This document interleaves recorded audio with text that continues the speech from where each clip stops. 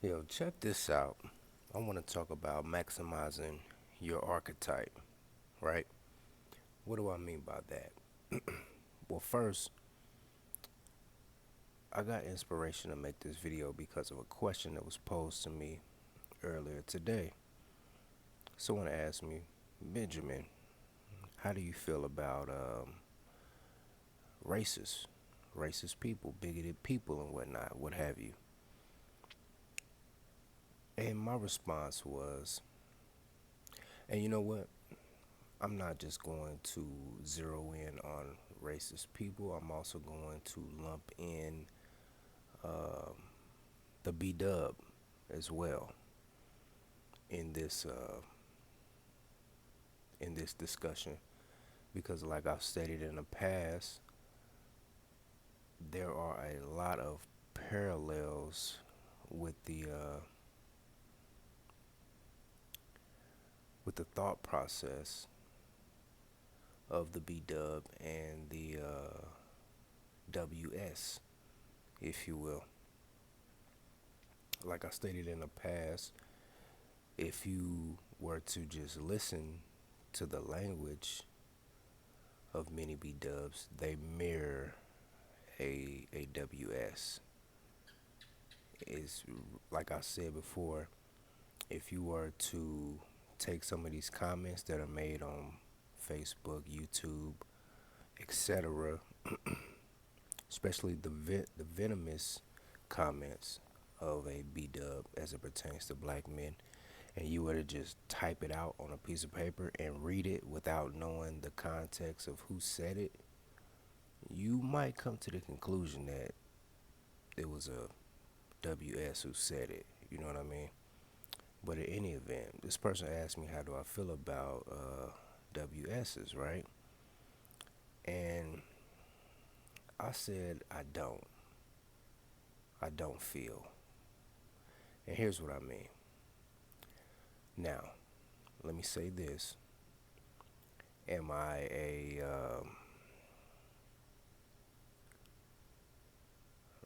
racist apologist or a WS apologist? Absolutely not.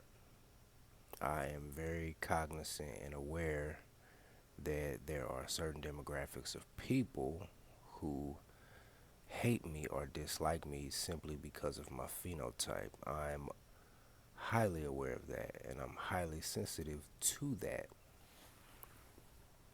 What I mean by I don't feel is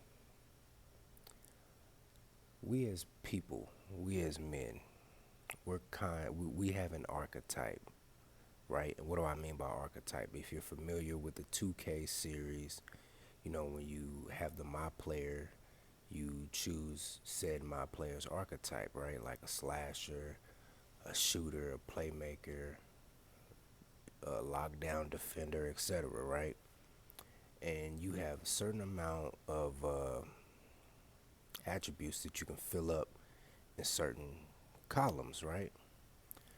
Throughout life, you only have so much time. It's only 24 hours in a day. You only have so much time to maximize your archetype, to maximize, to reach your full potential, right? And the issue with WSs and B dubs who harbor venom towards black men is that if you hyper focus on how they feel about you, that's taking away time and energy from you that could be better served maximizing your potential, you know?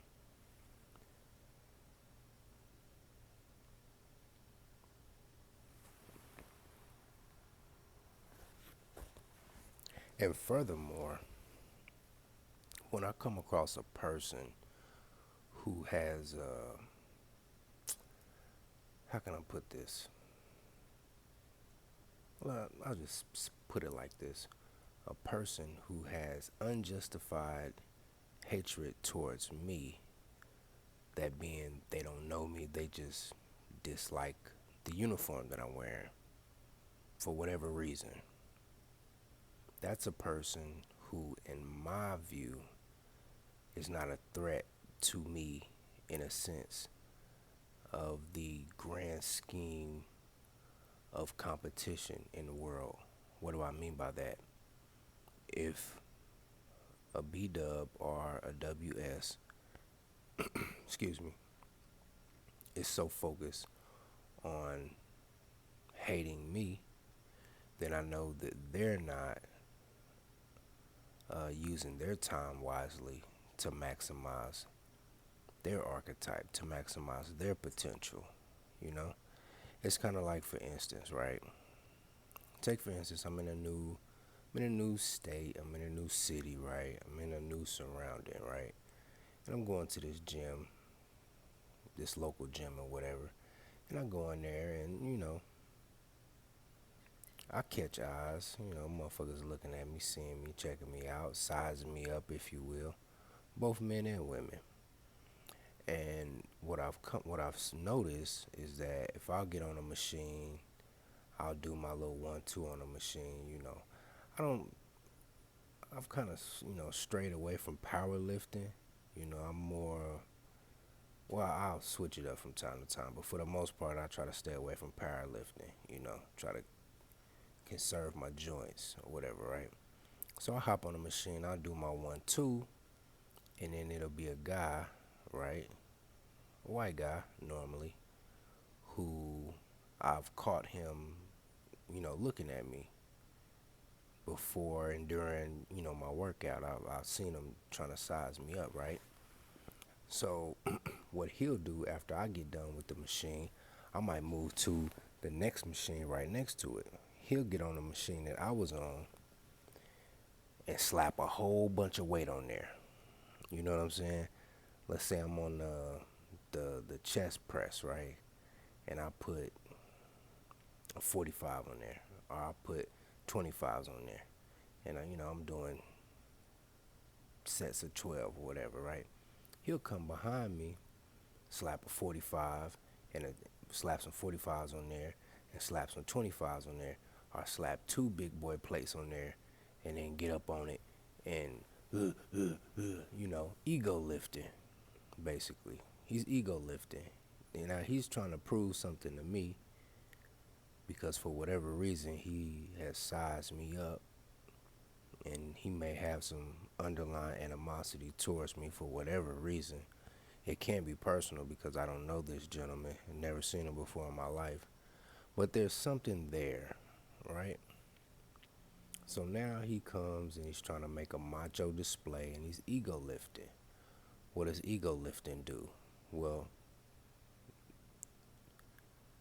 for one, you're trying to intimidate me by ego lifting. But what you're doing is that you're messing up your workout. You're messing up your workout.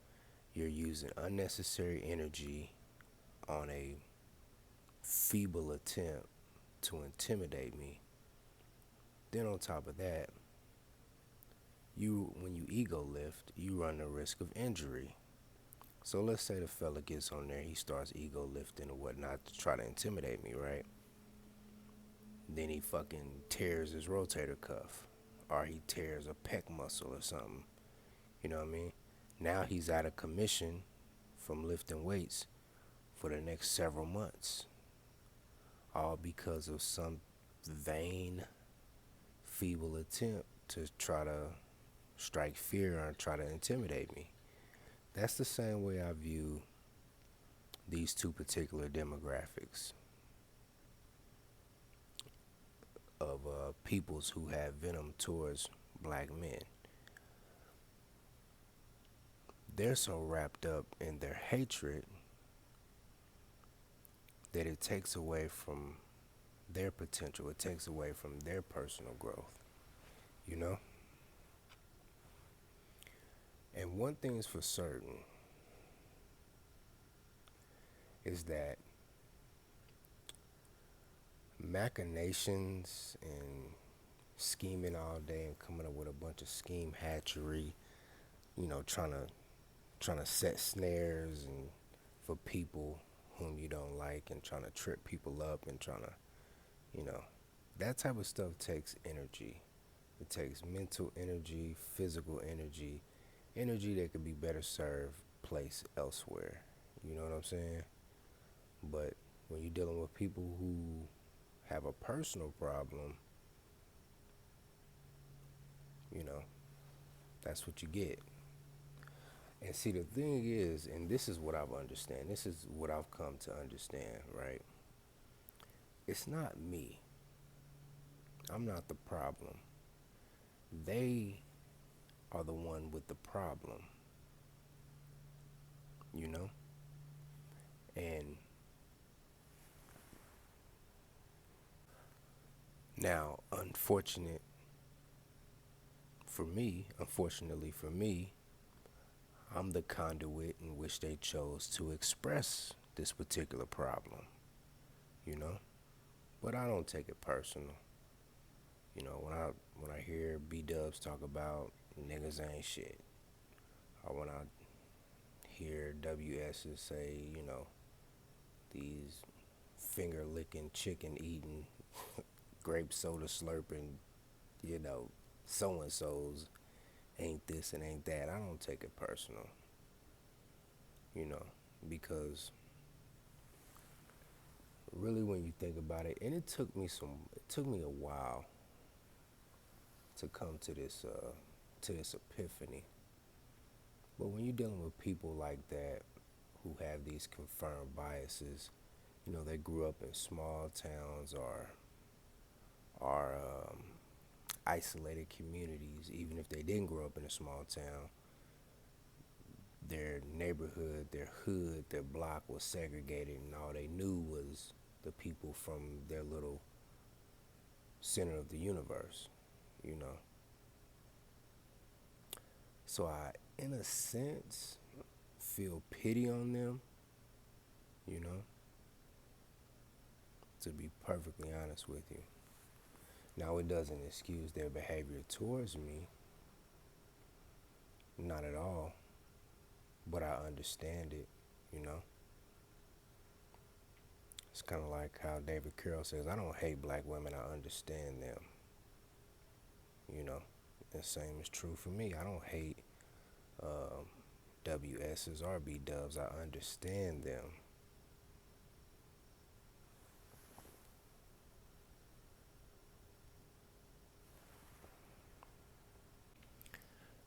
And what I've learned from over the years is that if it doesn't come out in the wash, it'll always come out in the rinse.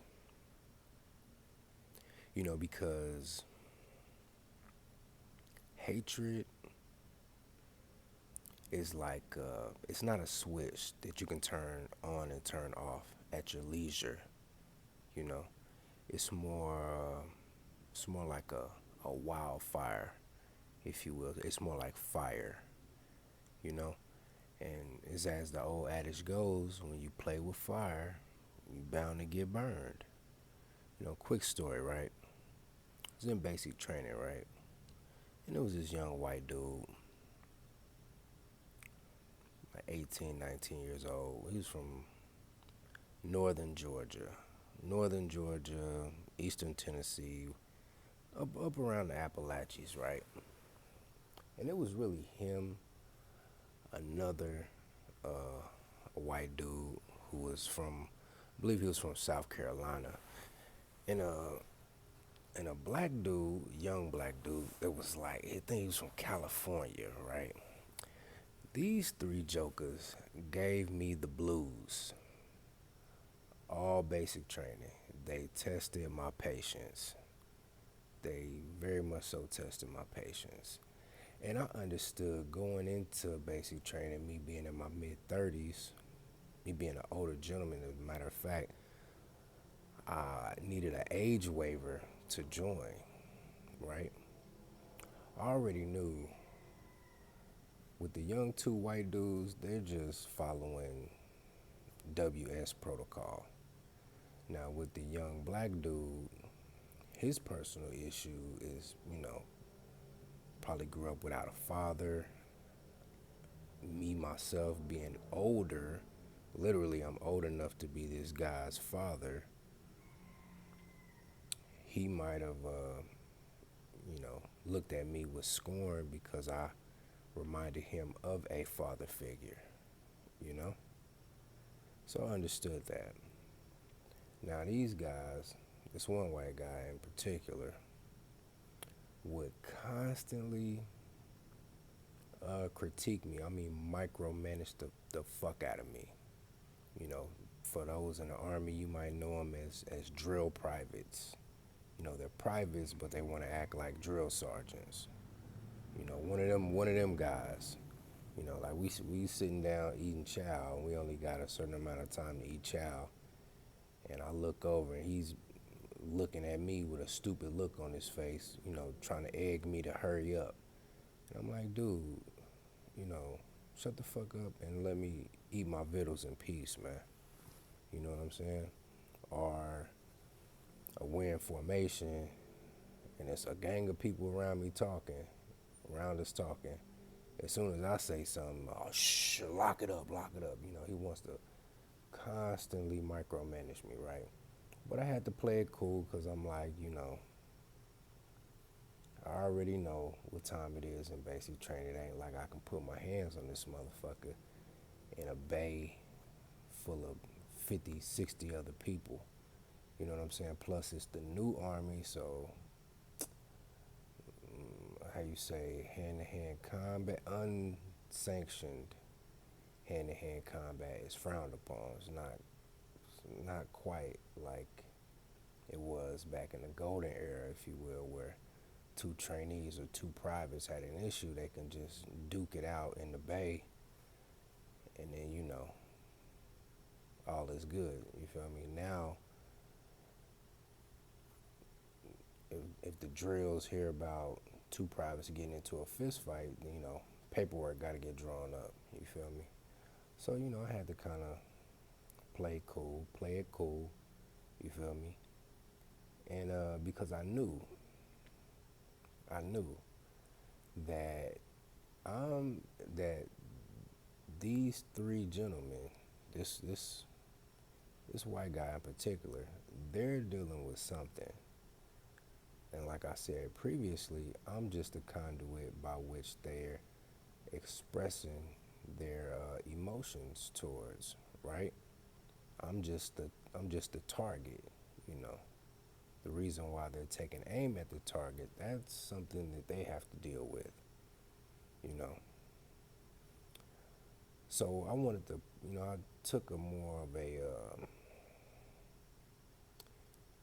I wouldn't say evasive. I guess you can say evasive. Even though I did, even though I did have words with several of them, several times I did, vocalize my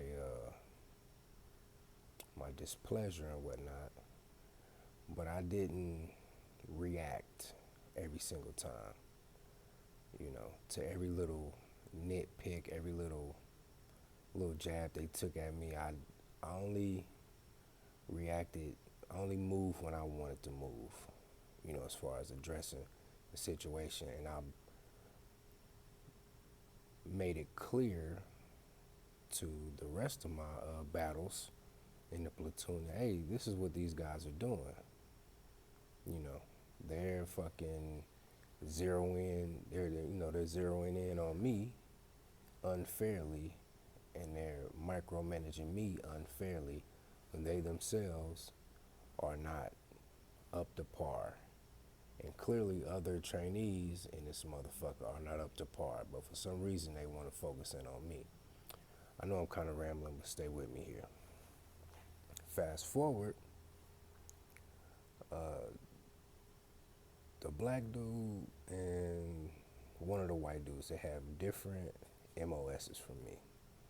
Now the black dude and the other white dude, we're we have similar MOSs. We're in the same series, so we ended up going to the same AIT.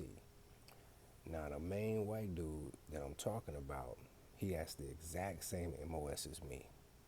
And we get to AIT, he's in my class. It's like a class, like 20 of us, like 15 or 20 of us, right? So not only is this guy in basic training, not only was he in my platoon, in my bay, I get the AIT with this motherfucker. And now he's in my class. So now I have to see him for an additional 15, 16, 17 weeks, you know? But AIT is different, you know? You're not living in a bay with 60 other motherfuckers, you know? You have your own individual, well, not individual room. You have a roommate in your room, and you're dealing with a class of 20 people at most. You know what I'm saying? So it's different. And you got a little bit more freedom to move around and what have you. So with less people, there's less witnesses. So suffice it to say, he tried to carry that same shit to AIT, and I told him, "Boy, I'll fuck you up." I just had to, nip that shit in the bud right there. Like, I'll fuck you up. Don't get this shit twisted. This ain't basic training. I'll beat your ass. But I didn't just, cause motherfuckers will do what motherfuckers allow. So I had to nip some shit in the bud. I had to set the tone right there, right? I had to do what I couldn't do at basic. But on top of that, I made sure that at AIT, I was gonna be the most disciplined soldier that I could. Every time we was in formation, he couldn't look to me and say, "Well, lock it up," because I wasn't talking. I was always locked up. I was always at formation on time. Always. Never FTR. I think I was FTR a couple times, but right out the gate, the first time I was there and I came FTR, he's D'Souza. All right, I got something for you. So I tightened up my game. It was kind of a blessing in disguise because he forced me to tighten up my game. And the strategy that I implemented back in basic is that when these guys tried to, take little pot shots and jabs at me and shit, I wouldn't lash out at them. I would focus inward. I would take that energy that they're giving me because they're trying to tear me down. They're trying to nitpick at me and make me out to be a bad soldier. I would take that same energy and read the blue book. The blue book is the basic army book, the field guide on basic soldier shit. You know what I'm saying? Read the entire blue book. I think I read it like one time and a half. So, and then the field manual, the Warrior Field Manual, the first volume of the Warrior Field Manual, read that from cover to cover, from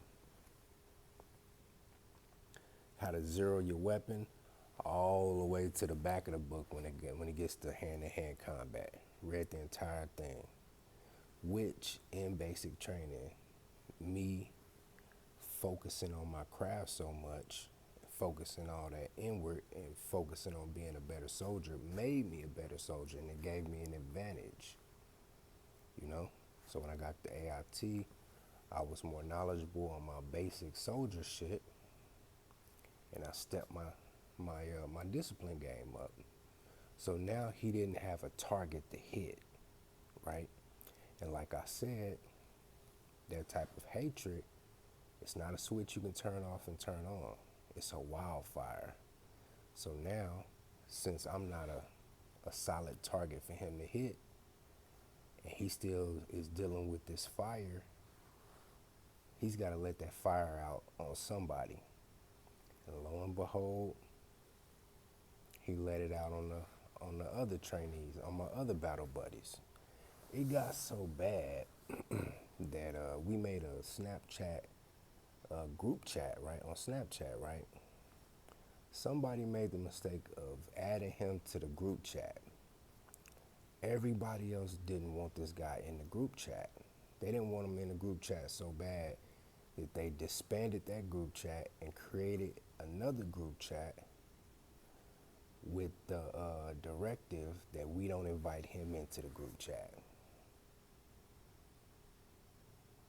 You know what I'm saying? Because he had got so desperate, trying to nitpick and trying to play brown nose, that now he started, tattletelling and snitching on people for little shit, every little thing.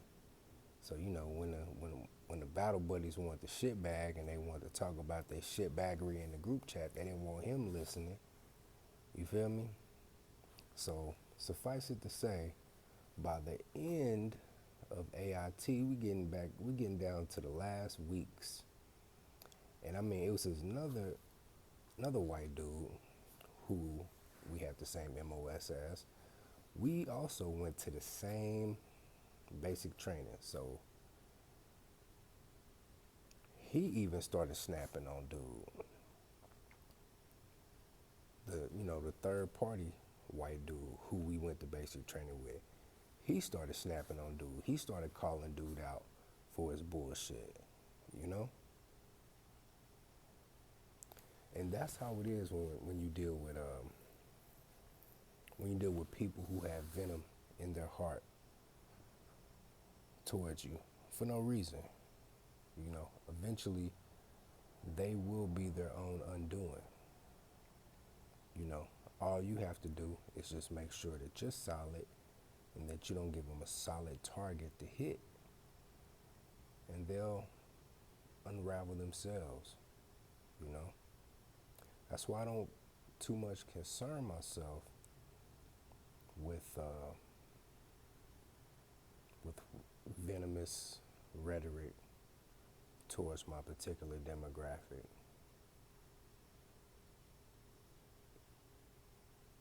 you know? Because if I did, that would denote that I cared about your opinion of me.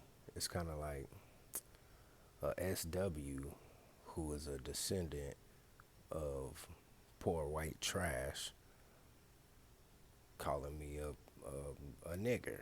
It's like that doesn't hold any weight coming from you because you grew up in the trailer park. You know what I'm saying? Or you're one generation removed from the trailer park. You know what I mean? Or a B-dub calling me a dusty beta male coon, and here she is, baby mama 2-3 times over with 2 or 3 baby daddies and a mountain of fucking debt and a pound of Wookiee weave on her head. Like that doesn't mean shit coming from you. You know what I mean? When you really take a close examination of these particular peoples who are coming with this venom, it don't mean shit coming from them, you know?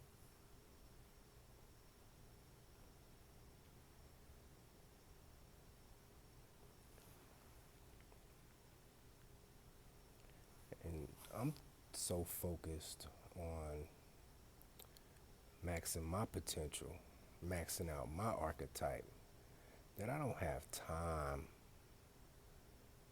to get wrapped up on what somebody thinks, how somebody feels, or what somebody says about me. I'm too busy being great. I don't know about you, but I'm too busy being great. You know? And greatness is the mission, because I'm after something bigger. The something that I'm after is bigger than me. It's bigger than you. It's bigger than any B-dub or S-dub that has something negative to say about me. You know? It's bigger than all that, man. What Nino Brown say, man, this is bigger than Nino Brown. You feel me? So, I know we saying in space and get on your purpose, find your purpose, but that's some real shit. And I know we say it so much that it's kind of lost its luster, that now when we hear it, it's kind of It's kind of one of them sayings that you hear all the time that you kind of go numb to because you've heard it so much, kind of like let go and let God. Like, how that saying is. A lot of people say that shit all the time, but they say it so much that it's kind of lost its umph. But that's some real shit though. Real shit though. It's real simple, but it's very true. You gotta find your purpose, man. And your purpose has to be greater than you.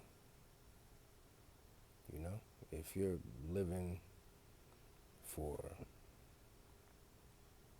something that's vain and futile, then your purpose isn't gonna be so great.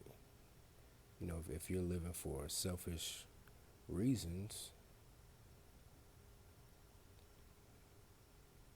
then you're always gonna give up when the shit gets hard because you got selfish motives inside. But if your motive is greater than you, then you can sacrifice yourself in a given situation to further the purpose. But yeah, man, that's all I got on that, man. It's the road to 99. You feel me? I'm trying to be 99 overall. I let these sucker lame motherfuckers. If you want to be an 88 or 85 or something or 93 overall, that's fine. I'm going for that 99. At 99 overall, man. Yeah, man, that's all I got, man. Get up on that.